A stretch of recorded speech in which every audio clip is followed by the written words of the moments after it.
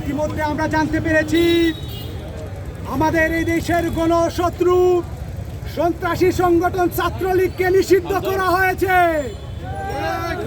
আমরা বলতে চাই আজকে থেকে এই বাংলাদেশের ছাত্রলীগ নামে কোনো সংগঠন নেই। যারা এই নাম ব্যবহার করে মাঠে নামতে চাইবে, এদেশের ছাত্র জনতা সবাই মিলে তাদেরকে প্রতিহত করবো ইনশাআল্লাহ।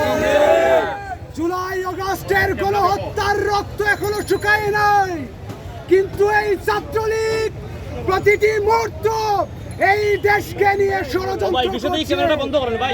আমরা বলতে চাই দেশের ছাত্র সমাজ যতদিন অক্ষত থাকবে, ছাত্রলীগের সকল ষড়যন্ত্র অপবাদ অপপ্রচারের জন্য আমরা রাজপথে বলিষ্ঠ হব ইনশাআল্লাহ। পাশাপাশি আজকের এই সমাবেশ থেকে জানিয়ে দিতে চাই, আওয়ামী লীগের দূষণ প্রেসিডেন্ট নামক হায়নার চুপ্পুকে অতিবিলম্বে পদত্যাগ করতে হবে। যদি চুপ্পু পদত্যাগ না করেন, এদেশের ছাত্র জনতা ঘরে বসে থাকবে না। সম্মানিত প্রিয় উপস্থিতি, অল্প সময়ের অ্যানাউন্সমেন্টে আপনারা আজকের এই কর্মসূচি সফল করেছেন।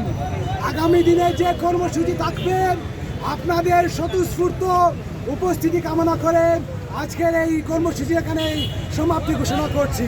আসসালামু আলাইকুম ওয়া রাহমাতুল্লাহ।